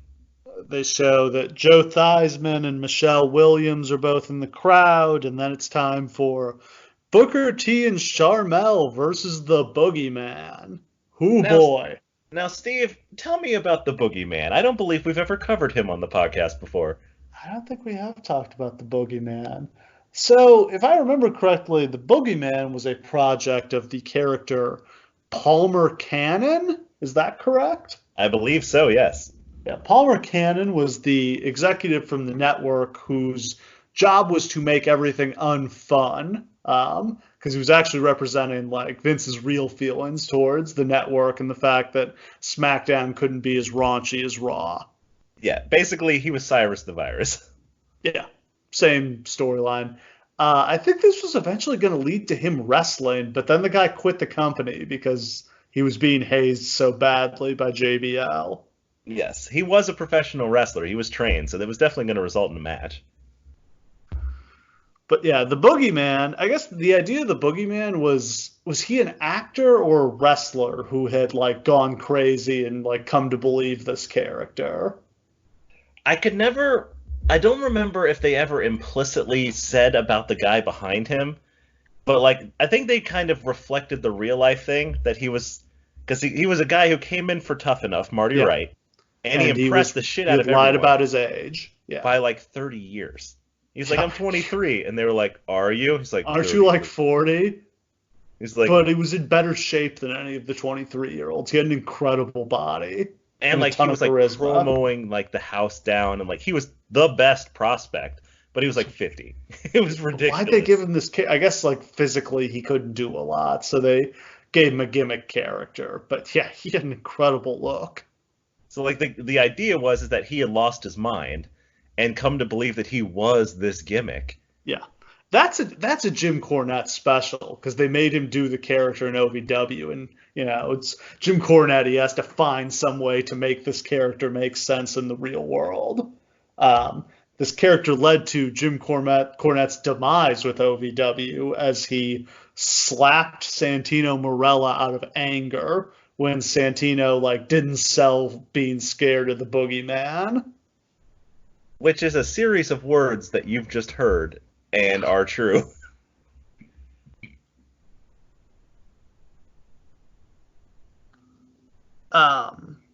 So this match, the story is that Booker kept pretending to be injured to get out of matches, so Teddy Long booked him in this match as punishment, and then threw his wife in there too. Which just, I mean, it doesn't seem super fair to Sharmell. Yeah. This is a very quick match, and Boogeyman gets the win. It's pretty much a pure squash. I don't think we need to explain like the Boogeyman's gimmick to anyone out there. I kind of assume that you all know what it was. But there was a particularly disgusting moment here where he has the 55 worms in his mouth, and then he turns around and he kisses Sharmell with the worms in his mouth. God, the worms gross me out. So the thought of eating worms is so disgusting. And like, the Boogeyman sure was an evocative character, wasn't he? Yes. Did you ever hear the story that some guy, like the guy who was responsible for procuring the worms, was buying super expensive worms? It was costing like $10,000 every time they were doing it. And they were like, "What the fuck? Why can't you just go get worms out of the ground?" oh God, again, the thought of eating those things just grosses me out. And I don't in even like fairness, looking at them. he was doing it the freak show way. He wasn't eating them. He was just putting them in his mouth and then spitting them out. Yeah. But it's still worms, and they're still in your mouth. All right. Then a video package for Trish Stratus versus Mickie James, and we get what's like, I guess, surprisingly, one of the hotter matches of the night as Trish defends the women's title against Mickie. The storyline here is that Mickie was an obsessed fan of Trish. Like, Trish started out like putting up with her and humoring her, but eventually Mickie took things too far, started to annoy Trish, and then she made out with her, which Trish, did not approve of. And Trish told Mickie to stay away from her, and she went psycho. This is low-key one of the most important matches in women's wrestling history. Up until now, it's always just been Trish versus whoever Trish has to carry to a match. Yeah. With like no future in sight. There was never a point where you were like, well, if Trish leaves, we'll be okay because we have this person and this person. No. And at this point, even like Victoria's gone, Jazz is gone. There's no division. It's still just Trish. Molly's gone. This is the first moment where somebody comes along and you're like, oh, hey, this person might actually be able to carry this division without Trish. And the second Trish sees that, she's out. Like, Trish can't wait to retire and give it to Mickie. Yeah. Yeah, I mean, this is a really good storyline and two really strong characters and, like, the hottest women's match they've ever done other than, like, Lita versus Stephanie. Stephanie versus Trish. Like, things that were just kind of storylines rather than actual matches. Hey there. Yeah. Okay, sorry. I dropped the call for a second. We're back. Mickie gets a nice pop from the crowd, which foreshadows which side they're going to be on here. Entire crowd is behind Psycho Mickie. Well, it actually kind of boomerangs back because when Mickie kisses Trish and she doesn't reciprocate, they like start booing Trish for being a prude, which that's not awesome. No.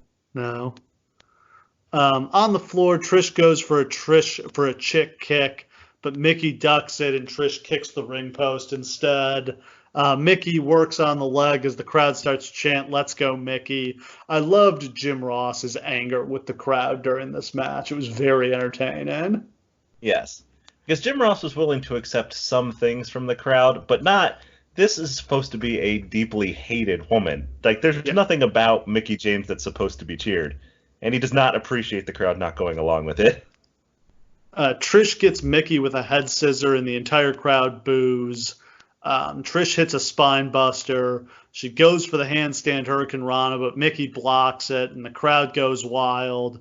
Trish counters a Hurricane Rana attempt with a power bomb. She then goes for the Stratusfaction, but Mickie counters it by grabbing her by the pussy. Okay. Now, if you go and try to watch this match on the WWE Network, what happens next isn't going to be on there, okay? Yeah, okay. So what happens is they cut to a shot of the crowd that I swear is from, like, WrestleMania 2 in Chicago. Like, it's not even the same show they're showing here. What actually happened on the live broadcast is Mickie made a V with her fingers and then licked it. In a moment that put a lot of people through puberty. God, this is reportedly the angriest anyone had ever seen Vince McMahon. He was furious with this. And I can't blame him. This is the most overtly sexual thing that's ever happened on wrestling television. Yeah. I love, like, what the line is for Vince, that he was just like, this was crude, or I think crass is a Vince word. That sounds like how Vince would describe something that was, like, low class. But yeah, this was just way too far for Vince. And this is obviously overt sexual assault, but you can be damn sure that's not the part of it that Vince had a problem with. Mickie then catches Trish with a chick kick, or I guess a Mick kick, to get the pin. that's a little anticlimactic, but a very good match. Like, again, maybe the best women's match in WWE history to this point. Yeah, this changes things. They build the women's division around Mickey in the years going forward. And Mickey doesn't wind up being a very good top star for them, but like she lasts long enough for them to build other people around her, and then an actual women's division begins to form. Like this is the beginning of that. Trish holds on to this dream that women's wrestling can really be a thing long enough to hand it down to the next person, and that's Mickey. This is a big deal. Then we go to a very tight shot of Vince's pecs bouncing. Yes, really. Vince is more jacked and more tan than ever before. He's hanging out with Shane, Linda, and a super pregnant Stephanie. He says that they're all going to pray together as a family and begins his prayer, God, let's face it, I don't like you and you don't like me. This is one of my favorite segments in wrestling history. Vince versus God is such a great feud. It's the most invested in a feud Vince has ever been. Because, like, there's some, like, if it's possible to do a shoot interview about God, that's what we're listening to here. Vince, you genuinely would believe that Vince is just like, fuck you, God. I did it all myself. Yeah, the scene where they're they're in the church and Vince is like asking God to smite him and Shane just like slowly backs away from him. The best part of all of this is like the little looks that like Stephanie and Shane are giving. Like Vince is like, I don't like you, God, and you don't like me. And they're both praying, but they both like look up and open their eyes and look at each other. Doesn't Vince do the Triple H water spit with holy water in the church? He does, yes. Hey, Shane, who am I? Oh, my God. Yeah. Shane in his pinstripe suits with his slick back hair, looking like a Mafia Don's son here. It's so funny. Like, this is just about the last we see of Shane, isn't it? After the whole Hell in a Cell deal? Well, yeah, this is where they do him and Vince end up fighting DX, and then he's gone for a while, and he comes back. He does that feud with Orton. Oh yeah, you're right. Yeah, and then I think that's the last we see of him until he comes back in 2016. It just feels like it had been so much longer than it actually really was. It was only like 8 years or so, but it feels like it was like 15. Yeah, I mean he hadn't been around. He had done the Kane feud a couple of years before this, and then he went away because I think him and his wife had kids, and he was spending more time with them and not wanting to be on TV. Right. Then the casket is brought to ringside for the Mark Henry versus Undertaker match, and they roll the video package for the match. Mark Henry had been on a path of destruction since he returned in January, which included injuring Batista. Henry attacked Undertaker during his match against Kurt Angle on SmackDown because he was mad that Undertaker jumped over him in the rankings for a title match. Henry promised to end Undertaker's undefeated streak, and apparently Vince pretty strongly considered having him do it here. This would have been the wrong time. Yeah. This Mark Henry isn't ready. As much as I want to give, and it takes him like a full 15 years to finally find his character. And when he does, it's one of the greatest characters in the history of wrestling. Hall of Fame Mark Henry is one of the coolest things I've ever seen. That Mark Henry absolutely could have ended the streak, and I would have had no problem with it. But here, he's still figuring it out. It's not time yet. Yeah, I think probably the moment that cost him beating Taker here, they had him do a promo on SmackDown where he did like a eulogy for the Undertaker's streak, and I think he really botched it, and they like had to reshoot it multiple times. And that I think probably convinced them this was not the time. He just doesn't have that confidence yet. Yeah. That'll be the hallmark of like Hall of Fame Mark Henry. It's just that easy confidence while he's murdering you. Yeah. Henry out first. Sadly, he does not have the 3-6 Mafia music yet. His entrance is just not right without it. I have never been so disappointed in my life as when he came out to some other music, and I was like, what's the point then? Yeah, fucking love 3-6 Mafia, and it's such a perfect entrance theme for him. That's one of the weirdest and most... Undertaker has gotten very tan in the past year. He has finally found the sun. He is also in probably the best shape of his career here. I think he actually had abs at this point. His shape will kind of go in and out depending on how his knees are doing for like the next couple of years, but like it's almost a shame that this is a waste of his time. Like he is about to start a run of matches that are arguably the best run any wrestler has ever had. And it starts next year. Like, people don't generally remember that the Edge match should have been included in that, but the Edge match is unbelievable. Well, I'm sorry. The Batista match, then Edge, then Michaels, then Mike. Like, from basically next year to the end of his career now, it's unbelievably great matches. It's just... He could have done it here. He's in the right shape, but instead of Kurt, we get Mark. Yeah. Not ideal. Nope.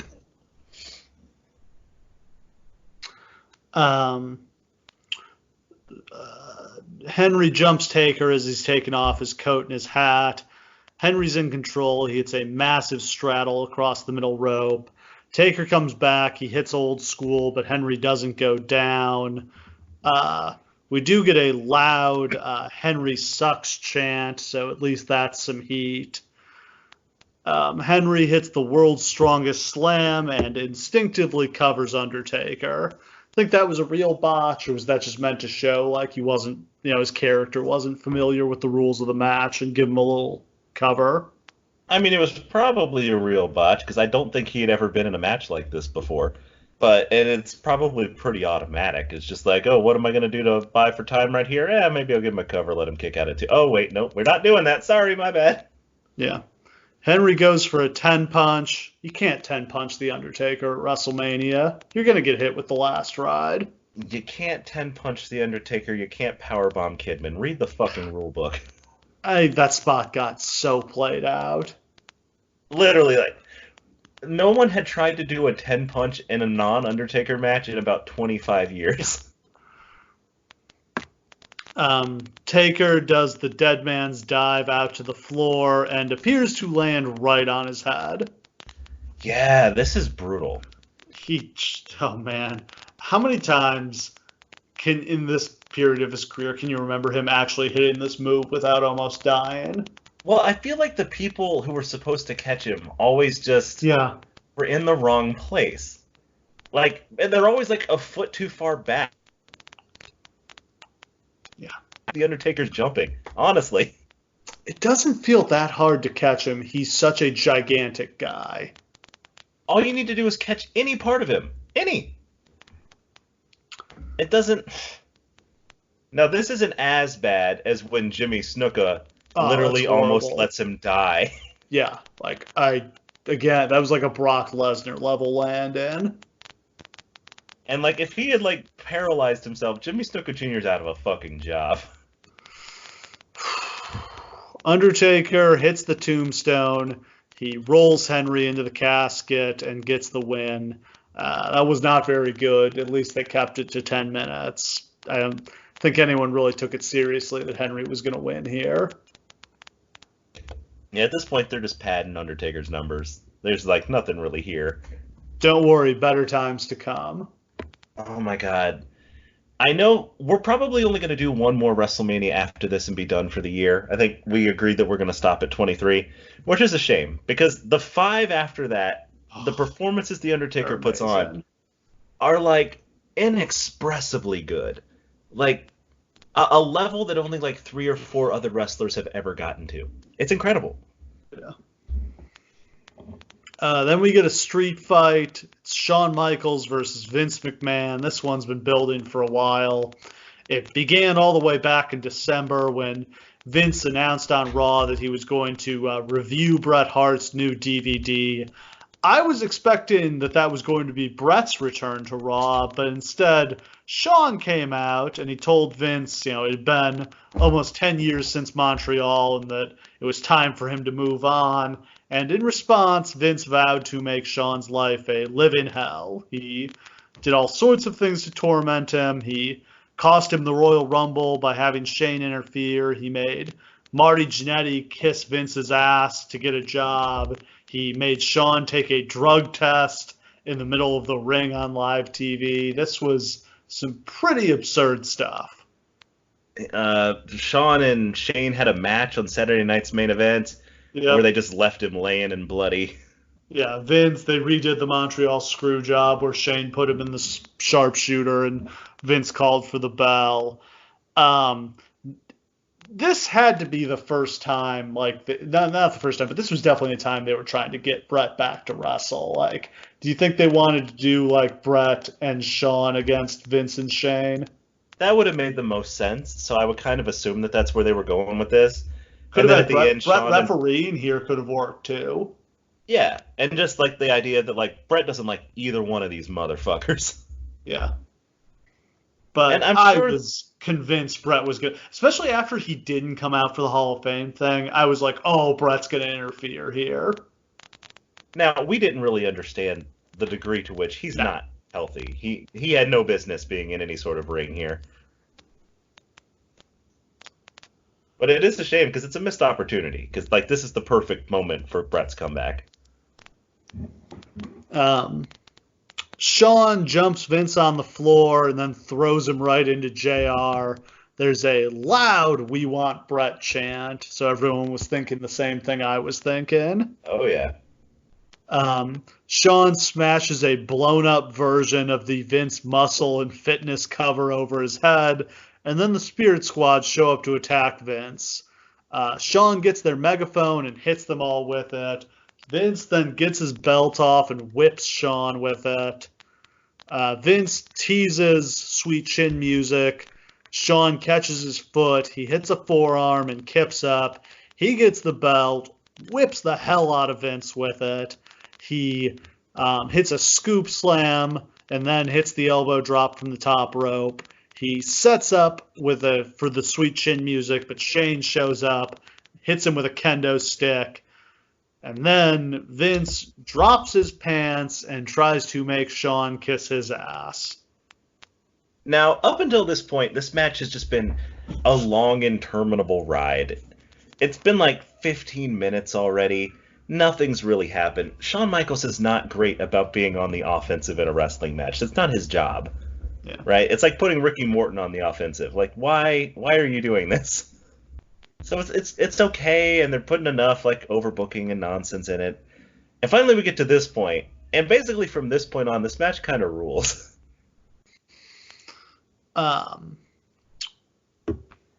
Shawn manages to break away. He grabs Shane's face and shoves that into Vince's ass. Shawn. But the best part about that is the look on Vince's face when he thinks it's Shawn, and he's like, yeah. Shove it in my asshole. Shawn handcuffs Shane to the ropes and then throws the keys into the crowd. Then he wears Shane out with the kendo stick. Shawn hits a brutal chair shot to Vince, and Vince blades. Shawn brings in a table, trash cans, and a ladder. This is just taking forever. Part of the problem is all of the weapons that he needs are on the side with Shane. So Shane, who is completely conscious, just needs to pretend like he's not, and he's just kind of standing there. Yeah. Shawn sets up the ladder, puts Vince on the table, climbs up the ladder, reconsiders, and climbs down. He then pulls out an even bigger ladder and sets it up. This thing is 12 feet, I'd say. Yeah, when he first climbs down the ladder, people are openly booing because they're ready for this match to be over. That immediately stops when he sets this ladder up. When he puts this thing up, you hear a hushed whisper from the crowd, oh, fuck. This thing is huge. He then puts a trash can on Vince's head, climbs the ladder, does 3 crotch chops, and hits a massive elbow drop off the ladder through the table. Now, a couple of things about this. One, imagine that you're poor Vince, and you've got this trash can over your head, and you have no idea. You have no idea when this is coming. It could be coming at any time. You could be. Luckily, I did notice that like the ref kind of grabs his foot to kind of let him know when he needs to brace for that's impact. Good. Yeah. But like Sean's coming down from like fucking 18 feet in the air. Yeah. Like, this is a terrifying bump. This is, I mean, it's not that different from, like, Shane jumping off the cell if, like, he had actually landed on Undertaker when he did it. Exactly. Just imagine taking this bump. And the more insane thing about it is that this bump, which is a WrestleMania moment, like, this is an absolutely special moment, isn't what ends the fucking match. Nope. It keeps going. I mean, not for long. Sean hits sweet chin music and he gets the pin, but this was a match that was about 5 minutes of content stretched out to 20 minutes. Now, here's the good part about the match, is that the storyline is that Vince is trying to get Sean to go back to his old self. Yeah. To, like, basically pull the devil out of him so he wouldn't be such a goody two-shoes all the time. And at the end of this match, after he does the elbow drop, he's, like, storming all around the ring, and he, like, blows his nose on Shane. And for a brief moment, you can genuinely see 90s Shawn Michaels in Shawn Michaels' eyes. The showstopper is back. And it's very cool. Like that vicious Shawn Michaels, the one who would do anything to win. It's just, I really liked it. And they flirted with that idea a couple times with Shawn during this era. This idea that, like, if he did go heel, it would be the hottest shit. Oh. I mean, the month he was heel against Hogan was some incredible work. Yeah. Like, he was meant to be a heel. He's so good at it. It's just, it's not in his heart to do that. At the end of the day, he can't go home and look in the mirror and be a heel. Like, he's just not in that His place. heart wasn't in it, no. Yeah. Video package for the triple threat match, and then we've got Kurt Angle defending the World Heavyweight title against Randy Orton and Rey Mysterio. Mysterio is out first. He's got like a big like Aztec-style headdress, and POD there live to perform his entrance music. One of those two things is cool. The other thing is horribly lame. The other thing is POD. Yep. He gets a decent pop, but nothing special. They don't want this. And they know it's inevitable. Like, it's as open as you can possibly imagine. He's winning the belt here. That's what's happening. People don't care. Orton out second in all of his dickish glory. I don't know that anyone has ever... Maybe Brock Lesnar circa, like, 2018. But, like, no one else has ever managed to so effortlessly tap into dickheadishness in the history of professional wrestling. Just, like, the smug look on his fucking face. Angle is out third. He's got, like, a weird dubstep remix of his music that's meant to stop the fans from chanting, "You suck," during it. Doesn't work. No. I think that the McMahon-Michaels match ran long, and I think this got cut because of it, because this match is only about 9 minutes long. It felt like they were really rushing to get all their stuff in. And that's probably why it feels like everyone's kind of off. Like, Angle does a great job, but, like, Orton and Mysterio just seem completely off the whole time. Yeah. Mysterio goes for a springboard, but Orton catches him with a drop kick. Angle hits rolling German suplexes on Orton, and then they do a double German suplex that like sends Ray into the atmosphere. He gets so high on this. That's kind of scary, actually. Yeah. Just gets launched. Orton hits a backbreaker. Kurt gets a belly-to-belly suplex. Angle alley-oops Mysterio up into a super Frankensteiner, but the crowd is booing Mysterio already. They don't want this at all. Yeah. A tilt-a-whirl head scissor from Mysterio. He goes for the 619, but Angle blocks it, and he locks in the ankle lock, and then Mysterio taps out, but the referee doesn't see it because Orton distracts him. I can't believe they had Mysterio tap out here. I mean, I can believe it because Yeah. I saw what they did to him after he wins the title. Yeah, But I mean, what a bizarre decision. yeah. You can just see there's no confidence in him to be the champion. Like, he's not going to be the real world champion. It's going to be a fluke. Yeah, you can tell that people have talked Vince into the idea of making him champion, and Vince understands, but it's not going to happen. Yeah, he'll do it, but he's not going to be happy about it. And eventually Vince gets his way. Yeah, the house always wins. Yep. Big German suplex from Angle. This one flips Mysterio all the way over. German suplex on Orton. He drops Mysterio over the top with the Angle slam, and then he locks Orton in the ankle lock.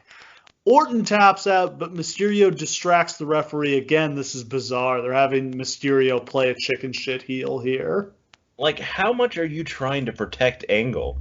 A Because lot. Angle's the babyface in this match, Yeah. not Mysterio. Like, I'd be fine with Kurt getting a tap out on Orton if you want to protect him, but just like have the referee get bumped for a second so he doesn't see it. Don't make Mysterio be the chicken shit here. That's not in his character. Ray breaks up the ankle lock with a springboard senton. Orton, Angle goes for the Angle slam, but Orton blocks it and hits the RKO. Angle kicks out at 2. Again, this whole match is set up to put over Kurt, not Ray. It really is.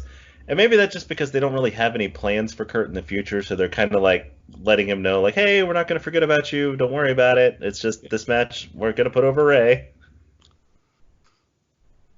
Orton goes to the top. Kurt pops up and throws him off. Mysterio goes for a 619 around the ring post, but he slips, which is just the kind of night he's having. God, that's just... That's and when he rough. slips, that move looks like ass. Yeah, and the crowd just kind of laughs at him. Like, yeah, I feel bad for him. Poor Ray.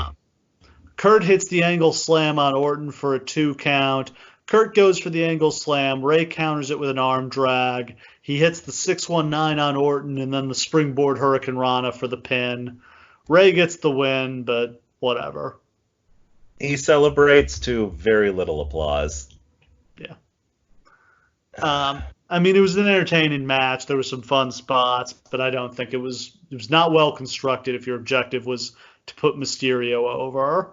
There's nothing about this match that couldn't be fixed by just having it be Ray versus Randy, Ray versus Kurt, or Kurt versus Randy. The combination of the three with only 9 minutes just doesn't work. Yeah. Next up, Chavo and Vicky come out to celebrate with Ray. Then we go backstage. We see Cena getting his gear on for his match. JR says that Chicago is a traditional wrestling town and that Cena is defiant and many of the fans don't like him here. They then show Triple H getting ready. He's got 2 guys taping his hands and another massaging his shoulders. JR talks about Triple H's privileged upbringing, how he went to boarding school, and the fact that he has access to all the best training. I really feel like they should have leaned way more into that in this storyline. That just like Triple H is just like the pampered top guy. And you can be like, I'm going to beat you because I've got all the best trainers. Like, I've got, coaches and all these resources. And you're just like this street thug. I mean, that's Rocky IV, basically. But first of all, Triple H needs to be the champion here for this to work. It doesn't work with him as the challenger because John Cena is not the underdog.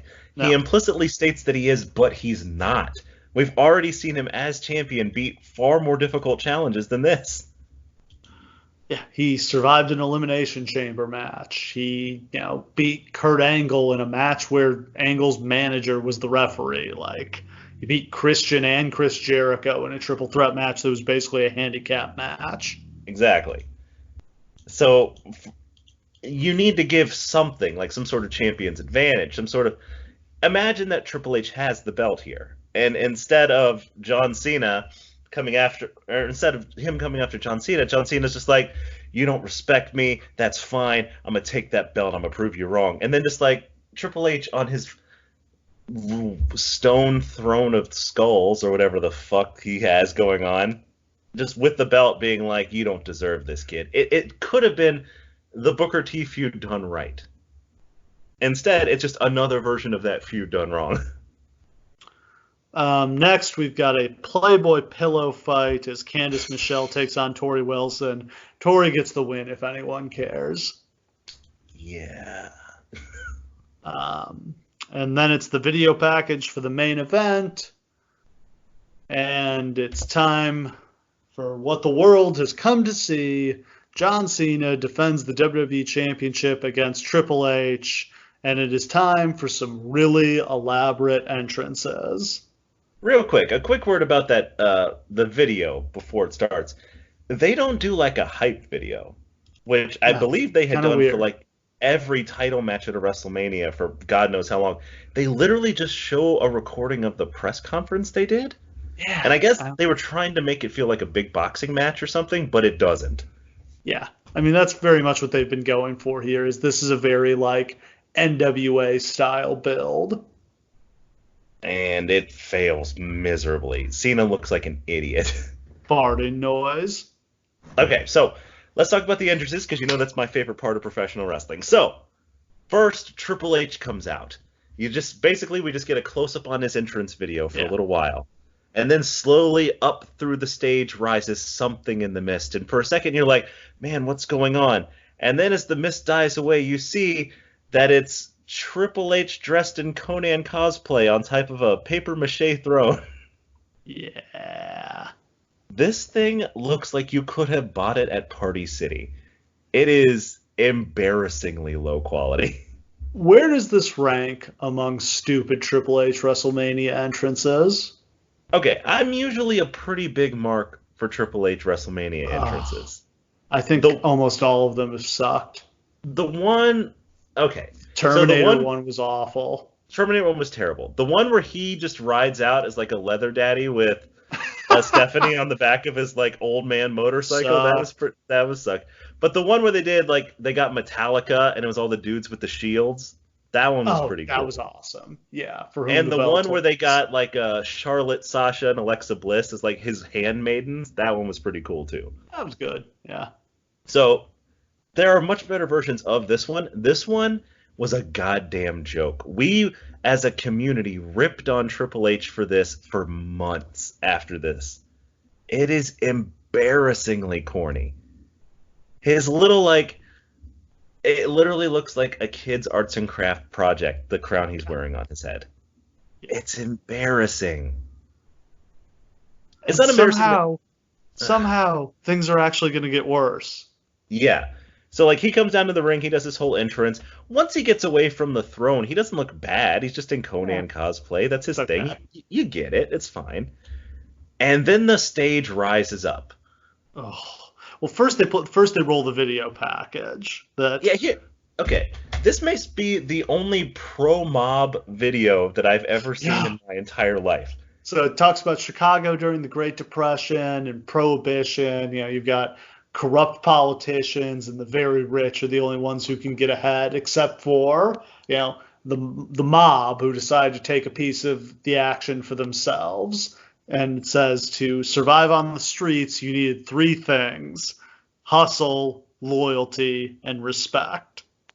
Guys. Okay, that's okay. That was kind of cool. I mean, the idea that Al Capone was worried about hustle, loyalty, and respect is fucking hilarious. But yeah, that's fine. It's whatever. Then they start playing this like horrible Batman-style mob music, and these old-time cars come out with, famously, CM Punk riding on the side of one of them with a Tommy gun. A very prominently featured CM Punk. Like, they go out of their way to shoot him. They do like 4 close-ups on CM Punk. Like, they know that people want to see him. Which, God, they're putting him in this horrible role. And it will wind up coming up later. Yeah. Like in a feud with Cena, just like, but back in the day, I had to ride on the side of your fucking car just to get on the shows, but now I'm better than you. And that's pretty cool. The music is so cheesy. Oh yeah, it's like that. Nah, nah. It's Yeah. oh my god, and they have these toy Tommy Tommy guns, guns, and they're like and looking around the ring and like, ugh, oh, it's and then embarrassing. Cena's music hits, and he Yeah. comes out, and he's just wearing an oversized trench coat, but it's not long enough that you can't see his jorts and Yeah. sneakers underneath. Like in a So bowler's hat. he just looks like a fucking 11-year-old dressed in his dad's clothes, and he's holding it like he's a flasher. And then he pulls out a toy Fucking Tommy gun pervert. that he shoots like Oh, sparklers out of. yeah, like Like it's three one of those sparklers come out. it's one of those cap guns you could have gotten when you were like 11. And that's his fucking WrestleMania entrance. Guys, we come so far in these entrances after that. These days, I swear to God, it's like a 3D holographic image of Tupac walks John Cena to the ring. But back here, this is the lamest thing I have ever seen. Should mention the boos are just enormous when Cena finally comes out. Oh God! I'm like, they don't cheer Triple H when he comes out, but they boo Cena. They do the introductions in the ring, boxing style, which I think may have been the first time they had done that. I feel like that was a Triple H thing. I feel like he Yeah. wanted that, and it kind of started from there. And it just became like a title match thing after that. Which I'm a big fan of. I like it. Huge fan. AEW does a great job of this. Yeah. Yeah. Yeah. Lists off all Triple H nicknames and that he's a 10-time world champion. Boos showers Cena during his introduction. As JR puts it, a very unique ovation. Yes, a unique ovation. Jesus. They lock up and Triple H out wrestles Cena. I mean, should mention the crowd is absolutely buzzing for this. Like, they are hot here. And I mean, they absolutely are. They want to watch Triple H win this match. There's no other way to put it. Like, they don't necessarily, even if they don't necessarily think he's going to, which I do think that they did, but even if they didn't, they are 100% in Triple H's corner for this match. Yeah. Cena gets the advantage and hits a big fisherman suplex. JR tries to refute the idea that Cena's not a good wrestler by pointing out that he's the WWE champion. Because no one's ever held that belt without being a great wrestler before. Cena shoots Triple H into the corner, and he does the flare flip out to the floor. Triple H sets up for a pile driver, but he gets backdropped on the floor. They go back in the ring where Triple H hits the high knee. He throws Cena into the steps, hits a vertical suplex and a knee drop and a neck breaker. Cena telegraphs a backdrop. Triple H catches him with the swinging neck breaker. Cena hits a clothesline and both guys are down. They get to their feet. Cena hits a power bomb or a power slam, the Blue Thunder bomb, and then he goes for the 5-knuckle shuffle, but Triple H pops up and hits the spine buster. Cena hits shoulder tackles. Triple H catches him in a sleeper, but Cena counters with a back suplex and the 5-knuckle shuffle. Cena gets Triple H in the STFU, but Triple H makes it to the ropes. He goes for the FU, but Triple H slips out. He hits a low blow that also takes out the referee. Triple H at this point does a crotch chop, so it's becoming pretty clear they're going to do the DX reunion. Oh, yeah. And if you didn't get the feeling that that's where it was going all day. But it's also hard to remember now because of how disappointing DX wound up being. But that was about the most exciting thing. Hype.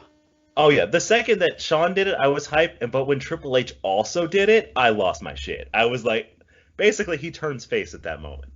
Yeah. Triple H brings out the sledgehammer. He hits Cena with it. The referee recovers to make a very long 2 count. Cena hits the FU. That only gets a 2 count. Cena goes to the top rope. He comes off. Triple H catches him with a kick to the gut and sets up for the pedigree. But Cena counters into the STFU. Triple H is caught in the middle of the ring and he taps out. I didn't hate it, but not a very memorable WrestleMania main event. It's kind of impossible that it could have been good. Because what they were trying to accomplish doesn't make any sense. They were trying to turn Triple H face so he could be part of DX later down the road. But they weren't going to turn Cena heel. Not even enough that he would act the heel in this match. No. Like, they both wrestle the last 5 minutes as baby faces. And it's very strange. Yeah, I mean, I'll just reiterate that I think this would have been a perfect time for Cena to turn heel. Since you were going to turn Triple H face, DX can be your top faces, Cena can be your top heel. I think that would have been awesome. It almost would have been funny to see like Cena and Edge teaming up against DX. That would have been fascinating. That would have been an awesome team feud. Because then you have these two super hot young heels and these two super hot older baby faces. Like, it seems automatic to me. Did not seem automatic to them. They refused to do it. They refused to see Cena as anything other than their cash cow top star, even though he really wouldn't be that for another 5 years. Highlight package rolls, and we're out of there. Would not rate this WrestleMania very highly. Like, of the ones we've done this year, this was definitely the worst. After so many good ones in a row. Yeah. From 17 to 21, even if you don't like it necessarily, like, I don't like WrestleMania 19, but it still has so much good shit on it. It's ridiculous. Every show seems overstuffed with just awesome shit all over the place. Like, even if you don't like the top 3 main events, guess what? Who gives a shit? We have the most stacked roster of all time. Now, finally, that drain from the main event and that drain of star power has really come home to roost. And fuck, man, this show feels devoid of anything interesting. Like, if you were following along and watching these shows with us, you don't need to watch this one. There's nothing on this show you need to see. Yeah. No, just an entirely forgettable show. Sucks. Yeah. I mean, just very reflective of where the company was at this point. Just not a good time. Nothing was really clicking at this point. And it was a financial success. That has to be mentioned. So even though creatively the product sucks at this point, people are still interested in it. And the most important thing about that is that that'll open the door for next year, which will be literally the second most successful WrestleMania of all time. Yes. Thanks to Bobby Lashley.